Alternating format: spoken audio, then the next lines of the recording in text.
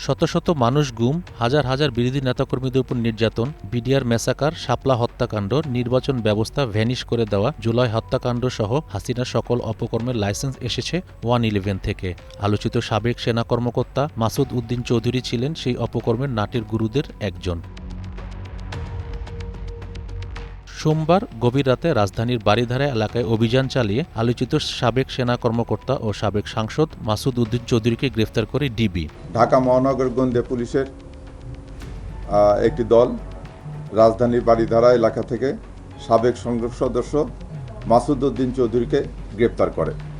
DB জানায়, গ্রেফতারকৃত মাসুদ উদ্দিন চৌধুরীর বিরুদ্ধে ফেনী জেলায় 6টি এবং ঢাকা মেট্রোপলিটন এলাকায় 5টি সহ মোট 11টি মামলা রয়েছে। তার বিরুদ্ধে দুর্নীতি দমন কমিশন, দুদক ও সিআইডিতে একাধিক অভিযোগ রয়েছে বলেও সংবাদ সম্মেলনে জানানো হয়। গ্রেপ্তারকৃত মাসুদ উদ্দিন চৌধুরীর বিরুদ্ধে ফেনী জেলায় 6টি, ঢাকা মেট্রোপলিটন এলাকায় 5টি, মোট 11টি মামলার তথ্য এই পর্যন্ত আমরা পেয়েছি।